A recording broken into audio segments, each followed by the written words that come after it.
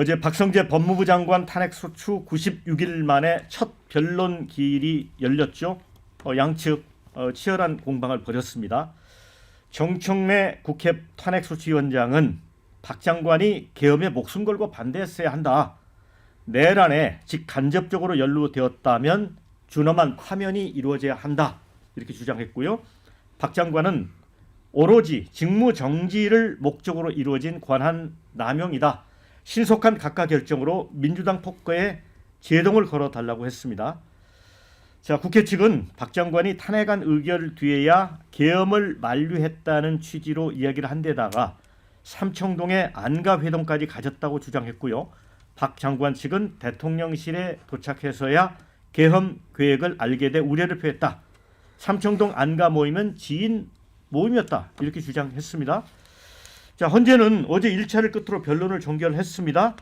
지금 변론이 마무리될 때까지도 가장 궁금했던 윤석열 대통령 탄핵 심판 선고기일 공개를 하지 않았습니다. 현재 선고만 남겨두고 변론 종결된 탄핵 사건은 윤 대통령 건, 한 총리, 박 장관 모두 3건으로 늘어나게 됐습니다. 자, 윤 대통령 선고기일 지정 예상은 또 빗나갔습니다. 이와 관련해 네 분의 좀 의견을 듣도록 하겠습니다. 장윤선 기자. 네. 이것도 지금도 취재가 안 됩니까, 잘? 현재는 정말 취재가 안 되고요. 그러니까 사실 하루에 최소 3-4번 이상은 밭글이 기자들 사이에 돕니다. 근데 어제 제가 정말 재밌었는데 그 밭글의 종합판이 나왔어요. 무슨 얘기냐면 양측의 입장을 다 그냥 받아서 제가 보기에는 뭐 청구인 측, 피청구인 측이 각각 기자들한테 돌린 내용이 아닌가 싶은데 아시는 것처럼 헌법재판관들의 평의 평결은 그 보안이 완벽한 시설에서 논의를 하고 있고 그 밖에 다른 인원들이 참여할 수 없기 때문에 오로지 8명만 알고 있다라는 사실인 것이고요. 오늘 아침 보도에 따르면 평의하고 평결은 선고하는 당일날 아침에 할 거다. 그러니까 그런 정도로 철통 보안 속에서 이제 진행이 되는 거기 때문에 정보는 정확하게 알 수 없고요. 이제 기대 섞인 희망들이 청구인 측에서는 내일 모레 금요일 날 나와야 한다. 그래서 오늘 안에는 선고 기일이 통보되어야 한다라는 입장을 밝히고 있고요. 피청구인 측에서는 이재명 대표 재판이 끝나는 28일까지 미뤄져야 한다라는 주장을 하는 것 같습니다. 근데 중요한 포인트는 사실 이재명 대표의 선거법 재판과 윤석열 대통령의 탄핵 심판은 전혀 별개의 건임에도 불구하고 이것을 그렇죠. 연동해서 연동해서 끊임없이 정치적인 논쟁으로 만드는 것 자체가 저는 여론을 좀 오염시키는 문제가 있다고 생각이 좀 되고요.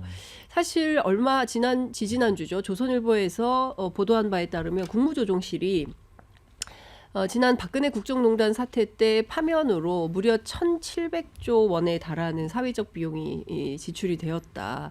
이번 그 계엄은 더하다. 그러니까 최소 2,000조 이상의 사회적 비용, 사회적 손실이 예상되는 가운데 이 기일을 계속 늦추는 것은 결과적으로 대한민국의 국론만 분열시킬 것이기 때문에 빠른 파면, 빠파 필요하다라는 생각이 좀 듭니다. 박성재 장관 변론 몇 시간 하고 이제 종결해 버렸는데 그걸 어떻게 봤습니까? 제 박성재 장관 그 정청래 위원장이죠. 정청래 장관 위원장이 나와가지고 박성재 장관을 탄핵한 이유를 설명했는데 오히려 많은 국민들이 정말 말도 안 되는 말도 안 되는 이유로 탄핵을 시도했구나라는 것을 아마 설명해주는 그런 자리였던 것 같아요. 일단 국민들에게 알려진 거는 뭐냐면 이재명 대표를 노려봤다 이 이유로 탄핵된 걸 알려줬는데 어제 그 정청래 위원장이 좀 더 자세히 얘기했습니다. 목숨 걸고 계엄을 반대하지 않았다라고 했거든요. 근데 이제 헌법이나 탄핵 이런 내용 보면요. 직접주의와 본인이 직접주의와 본인주의입니다. 그러니까 본인이 뭔가 행위를 해서 거기에 대한 책임을 묻는 건데 이거는 목숨 걸고 반대하지 않았다. 그러니까 무언가 다른 사람이 하려고 하는데 이거를 본인이 거기서 어떤 액션을 취하지 않았다. 그리고 목숨 걸고라는 의미가 얼마나 상대적이고 주관적입니까? 그런 이유를 또 하나 들었었고요. 또 하나 국회에 답변할 때 애매하게 얘기했다라고 얘기했는데 애매하게 대답을 하면요. 또 묻고 물어가지고 답변을 이끌어내야죠. 그런데 그것도 이제 탄핵 사유로 넣었습니다. 또 하나 말씀드리면 거부권을 설명한 이후에 본인이 이제 그냥 나갔다 그러는데요. 그냥 나가면서 굉장히 성시 의무를 위반했다고 얘기했는데 성시 의무 위반요 민주당이 더 심하지 않겠습니까? 막 고성을 지르면서 이렇게 농성하면서 그렇게 하는데 이런 식으로 이제 말도 안 되는 이유, 납득할 수 없는 이유로 탄핵을 했다는 게 오히려 설명해 준 자리가 됐기 때문에 아마 이번 탄핵도 국민들의 예상을 8대 0에서 9대 0이 되겠다. 민주당이 내는 탄핵안이 전부 다 완패하는 그런 이제 탄핵안 판단이 예상되는 그런 어제 그 변론 종결이었다 이렇게 생각합니다. 김준혁 대변인은 어떻게 생각합니까? 어제 그 박성재 법무부 장관에 대한 헌법재판소의 그 변론이 어제 한 차례로 이제 종료가 되긴 했는데 뭐 어떤 분들은 뭐 민주당이 이번에도 무리한 탄핵을 한 게 아니냐 이렇게 뭐 비판의 말씀을 주시는 분들도 계세요. 그런데 네. 저는 그렇지 않다고 보고 상당히 의미 있는, 물론 이제 기각이 될지 인용이 될지 모르겠습니다만 민주당과 야당이 탄핵을 할 수밖에 없었던 의미 있는 일들은 있었다.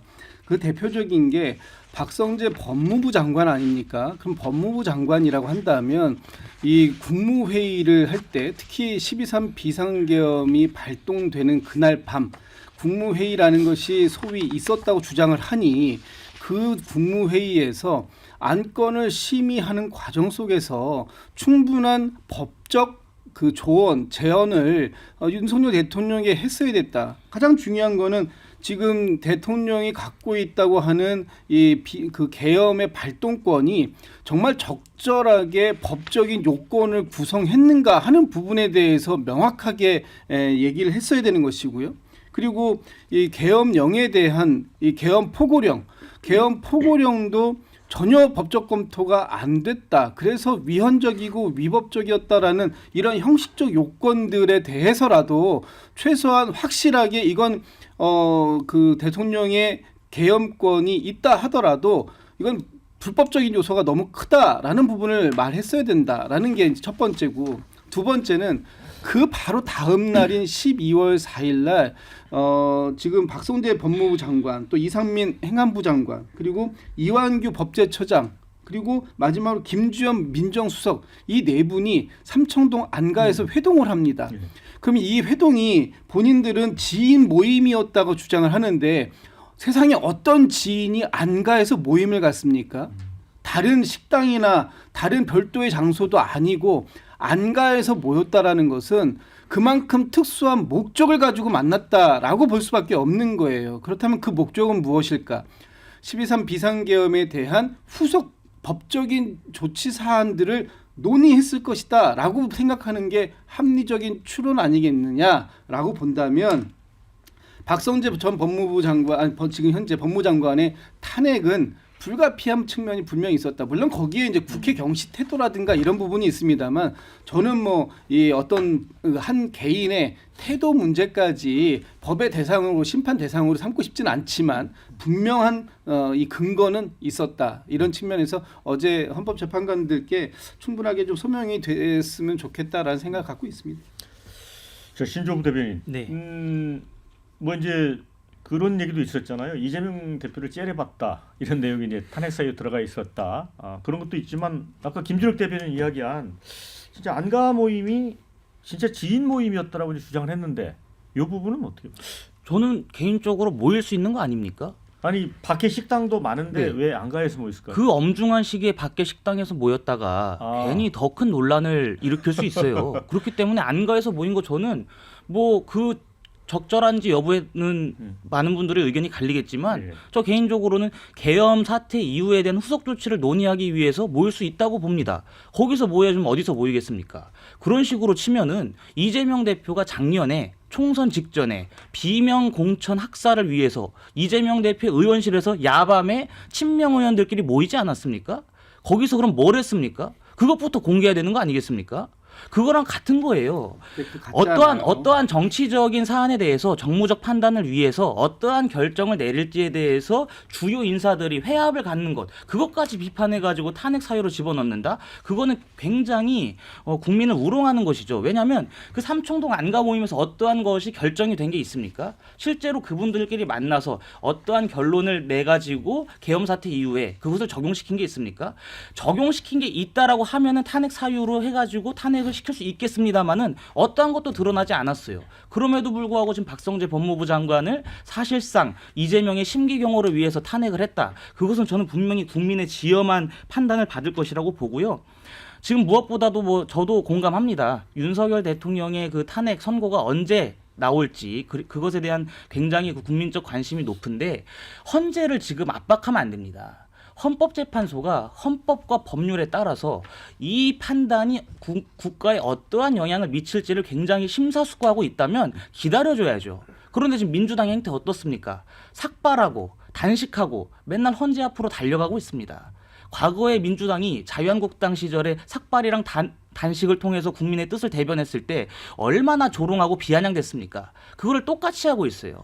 지금 상황에서는 헌법재판소를 압박하고 헌법재판소를 독촉할 것이 아니라 헌법재판소에서 어떠한 결론이 나든 국민 통합을 위한 길에 힘써야 될 때라고 좀 봅니다. 제가 네. 하나만 말씀드릴게요. 그 삼청동 안가 있잖아요. 이 안가에 대한 관리 주체가 누구냐 하면 대통령 경호처입니다.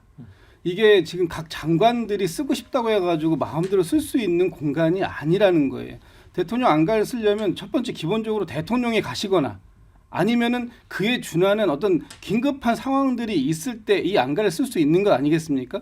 근데 제가 여기서 지금 참석자 좀 전에 말씀드렸는데 보니까 김주현 민정수석이 계신 것 같아요. 그렇다면 합리적으로 의심하고 추론할 수 있는 건 대통령실의 민정수석인 김주현 수석께서 안가로 나머지 세 분을 불러 모았다라고 보는 게 합리적인 거 아닙니까? 근데 이게 어떻게 개인적인 지인들의 그 만남 모임이다 이렇게 주장을 할 수 있는가? 이 부분에 대해서는 아마도 별도의 수사도 필요한 부분인데 이 수사가 지금 제대로 진행이 됐는지 이 부분에 대해서는 좀 확인을 해볼 필요는 있을 것 같아요. 그러니까 저는 박성재 장관이 그 삼청동 안가 모임에 대해서 지인 모임이라고 한 것은 국민을 우롱한 처사입니다. 왜냐하면 12월 6일 계엄에 해제가 된 다음에 법조 4인방이 모였어요. 이상민 행안부 장관, 박성재 법무부 장관, 김주현 민정수석, 이완규 법제처장 이 네 사람이 모였어요. 물론 박성재 장관 입장에서는 지인이라는 표현이 적합할지는 모르겠습니다만 대한민국에서 이상민, 박성재, 김주현, 이완규의 모임을 박성재가 그냥 지인들 모여가지고 밥이나 한 끼 먹은 모임이야 라고 칭할 수 있는 수위의 사람들입니까? 대한민국의 법률을 전체에 핸들링하는 핵심 4인방이 모였어요. 삼청동 안가에서 말씀하신 대로 경호처가 관리하는 그리고 대통령이 안 가면 그 안가의 문이 열리지 않는 이 모임을 왜 했을까? 이거 수사가 안 되고 있어서 지금 열쇠가 안 열리는 것인데 지금 보면 가두리 양식장에 갖춰진 채로 수사를 하는 것 같다. 윤건영 의원 그런 얘기까지 하는데 일종의 이제 검찰이 법조가 허락하는 수위에서만 진실규명이 이루어지는 겁니다. 검찰 법조 관련된 수사가 전혀 진행이 안 돼서 이날 무슨 얘기를 했는지에 대해서 전혀 확인이 안 되고 있어요. 이 점이 하나가 있고 잘 아시는 것처럼 12월 3일 그 계엄의 밤에 모인 순서를 좀 확인해 보면요. 김용현 국방부 장관이 6시 40분에 도착을 해요. 대통령실에. 그리고 두 번째로 도착한 사람이 박성재 법무부 장관입니다. 8시 반에 옵니다. 그리고 35분에 김용호 통일부 장관이 오고요. 40분에 이상민 장관이 오고 42분에 한덕수 총리가 오고 50분에 조태열 장관이 오고 9시에 조태용 국정원장이 옵니다. 이 6명이 누구냐? 대통령이 얘기를 해요. 사모님한테도 말하지 말고 오세요. 아무한테도 얘기하지 말고 사모님한테도 얘기하지 말고 대통령실로 오라고 한 그 6인방이에요. 거기에서 두 번째로 도착한 사람이 박성재 법무부 장관입니다. 내란 그 주요 임무 종사와 관계가 없겠습니까? 개연성이 너무 큽니다. 단 수사가 진척이 안 돼요. 법조와 관련된 거 검찰이 틀어막고 있는 건데 그래서 심우정 검찰총장에 대한 탄핵 얘기가 나오는 겁니다. 도대체가 이 관련돼서 확인을 해야 되는 진실규명을 해야 되는 요인이 너무나 많은데 심우정의 벽에 막혀 있어요. 저는 그 관련해서 국회 측에서 어제도 이 좀 그 심리가 필요하다라는 요구를 했지만 헌재로부터 거절당했거든요. 그래서 못했지만 이후에 향후에 특검을 통해서 확인하고 밝혀야 될 중요한 핵심 인사가 박성재 장관이다. 예. 저는 그 아직도 민주당에서 내란몰이를 하고 있는 것에 대해서 굉장히 좀 우려를 표하고 싶고요. 지금 탄핵소추안에서 내란 혐의를 뺐지 않습니까? 그래서 지금 중요한 절차적 흔결을 만들어가지고 아니요. 내란 혐의를 빼지 않았어요. 내란 죄가 빠진 죄를 거지. 빠지죠. 내란 죄를 뺐지 않습니까? 내란 죄를 빼서 지금 헌재에서 중요한 절차적 흔결을 만들어서 윤석열 대통령 탄핵에 대한 각하 가능성이 높아지고 있는 이런 상황까지 먼저 만든 게 민주당이라고 말씀드리면서 내란몰이를 아직도 시도하고 있다는 것에서 굉장히 유감이라는 말씀드리고요. 그리고 그 지금 뭐 심우정 검찰총장이 와가지고 제대로 뭐 지금 수사가 안 되고 있다 그러는데요.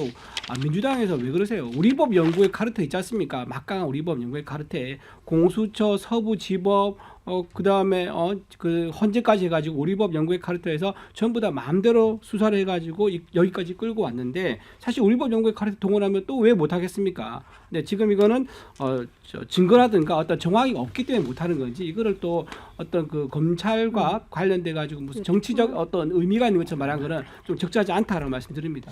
그러니까 제가 한 가지만 보탤게요. 내란죄냐 내란 혐의냐 이게 마치 절차적으로 중대한 하자가 있는 것처럼 말씀하시는데 권성동 원내대표가 그 2016년 박근혜 탄핵 심판 때도 유무죄는 형사재판에서 가려야 된다라고 명토 박아서 얘기를 했어요. 탄핵법정에선 대통령의 직무행위가 헌법과 법률에 위반됐는지 요 여부만 판단하면 된다. 그래서 건적권이라는 말이 나오는 겁니다. 네, 자 댓글 좀 소개를 해드립니다. 박성재 장관은 사유불충분으로 기각될 것 같다 이런 의견 주셨고요. 또 기각되면 헌법재판소가 아니라 기각재판소라는 간판 달아야 하나 이런 의견 주셨고요. 기각재판소가 아니라 야당 덕에 탄핵재판소가 될 판이다 이런 의견도 있습니다. 반면에 박성재 탄핵 제발 좀 가자. 공권력을 불이하게 사용하면 직무정지시키는 게 맞다 이런 의견 주셨습니다. 자, 그럼 국무위원인데도 안가를 못 쓴다는 건가? 민주당은 의심만으로 탄핵하나? 이런 의견도 있습니다. 정청래 위원장은 박성재 탄핵과 관련 없는 윤석열 파면 요청을 하진 않나 째려본다고 탄핵하고 이런 의견. 내란죄를 뺀 게 문제였다. 어차피 선고 지연되는데 이걸로 여당이 사사건건 꼬투리 잡으니 이런 의견도 있고요. 내란이란 말에 국민들 충격받고 국회에서도 탄핵 가결된 건 사실이지 이런 의견. 자영업자입니다. 매출이 반토막인데 빨리 일상으로 돌아가고 싶습니다. 이런 의견 주셨습니다.